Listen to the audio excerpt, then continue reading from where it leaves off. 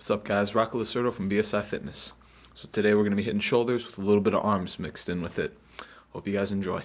So starting off, going to hit behind the head overhead press, and I'm going to be hitting it for 5 sets of 8. And 5 sets of 8 is something that I've just started doing. I've been doing it on the bench, for my deadlifts, for my overhead press, all my major compound movements. So squats also. And I don't know, so far every time I've told people, they're like, 5 sets of 8? That's a lot. And the reason I've been going with it is because 4 sets of 8 was good, but I felt like that extra set was needed to give it a little, I don't know, challenge my body just a little bit more. So, I don't know, so far it's been working well for me. I'm going to stick with it for maybe a couple months, and then I don't know, I'll let you guys know how it's been going.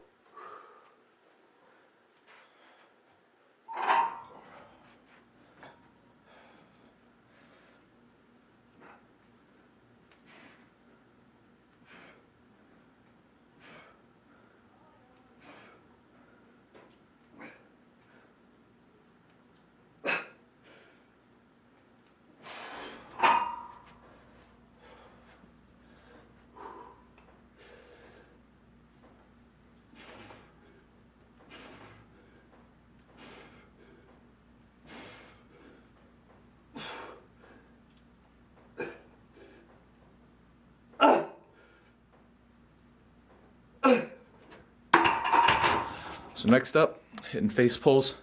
I like to get the compound movements out of the way first, and then start to hit a lot of the auxiliary. So overhead press, multi-joint, face pulls, multi-joint, and then go on to front raises, and the bicep curls and tricep extensions, which we'll hit later. So, like I said, guys, I'm loving the 5x8 parameter. I don't know.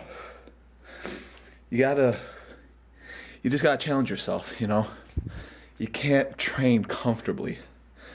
It's gotta be uncomfortable when you train. There's gotta be moments where you end up pushing yourself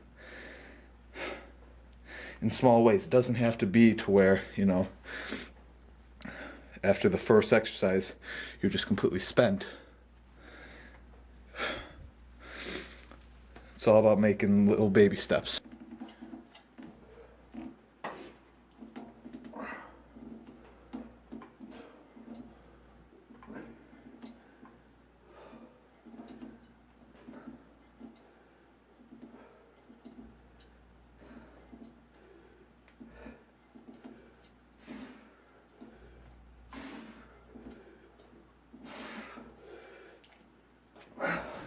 So face pulls are really good for hitting the back fibers of the delts and also the traps. So since just got done working the back of the delts, obviously we'll revisit them.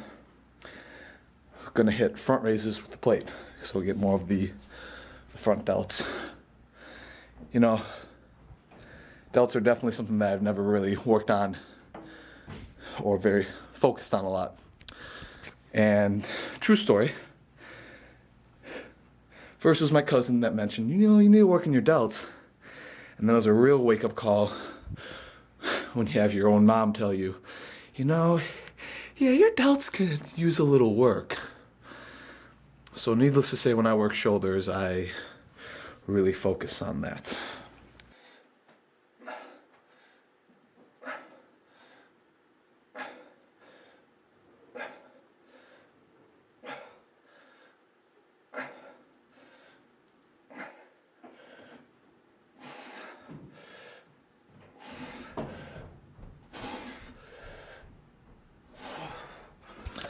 So next up is rear delt flies, and I definitely know a lot of people that hate doing this exercise when there's a lot of people around, because the reality is it's one of your weaker lifts when you're working shoulders. So you start off, you know, you might be doing overhead press with the dumbbells, and you might have like the 80s or 70s or, you know, some decent weight pressing it. And then, you know, you're doing front raises with maybe like the 40-pound dumbbells, 30-pound dumbbells, maybe 50. And then you go do rear delt flies, and you have to grab the 15s or the 20s or something light. And honestly, you're not in the gym, you're not there to impress anybody while you train. You're there just to compete with yourself. You're there to make yourself better. And you can't have empty movements. So you could technically go and grab 30-pound dumbbells and do rear delt flies or 50 pounds or whatever, something that really challenges you, and you're just throwing it and barely getting the weight up and doing empty movements. And you're really not doing anything for the muscle. You need to focus on the contractions, focus on really squeezing the muscles, activating the fibers. Anytime you're lifting, that's what you need to be thinking of. So with that being said, rear delt flies, I'm probably only going to be using the 10-pound plates.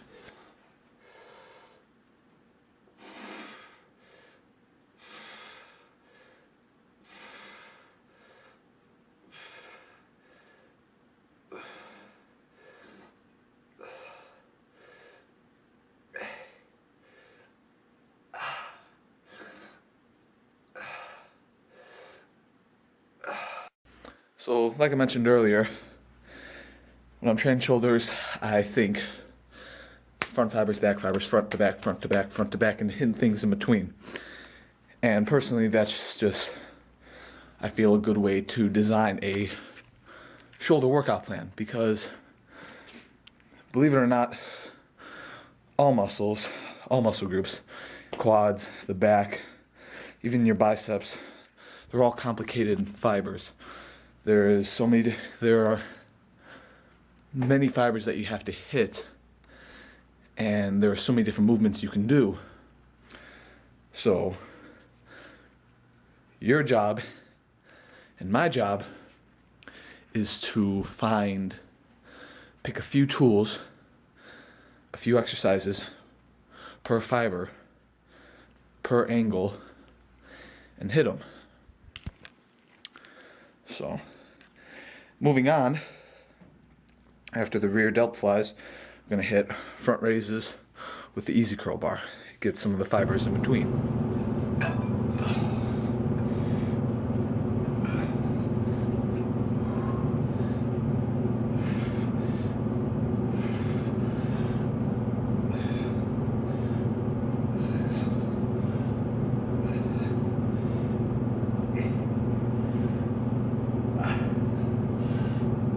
So that's it for shoulders.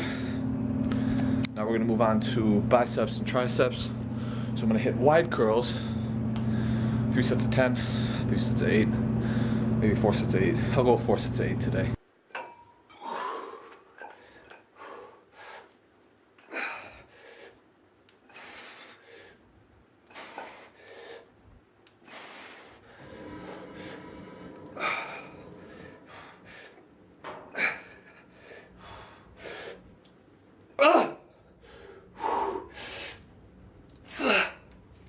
So next are tricep extensions, 4 sets of 8.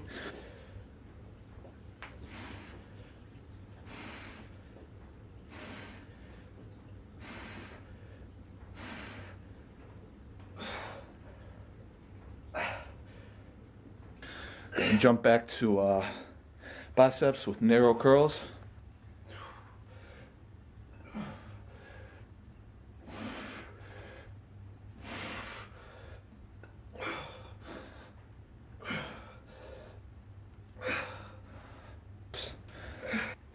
Hit skull crushes again, but we'll have palms facing in, and then we'll call it a day, guys.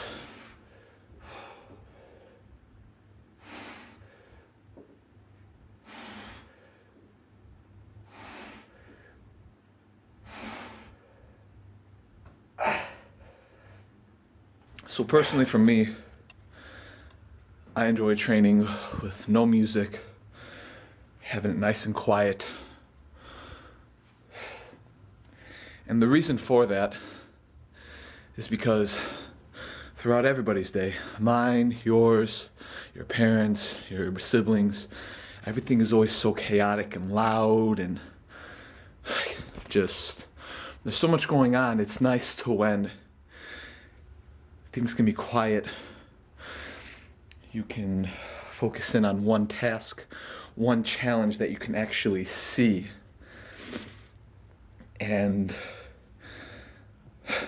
so, you put silence and weightlifting together, and you got the perfect way to put aside all the bullshit that's going on in the world. And that's part of the reason I love it. I'm okay with training with music. When I'm training with Sanchez, she has her music going on all the time. You see the videos. But for me, training in silence, alone with my thoughts, in the iron, one-on-one, no distractions, no chaotic things going around. You gotta have meaning behind the things that you love to do. So with that, I'm gonna wrap it up today. It's Rocco Lacerdo from BSI Fitness, signing off.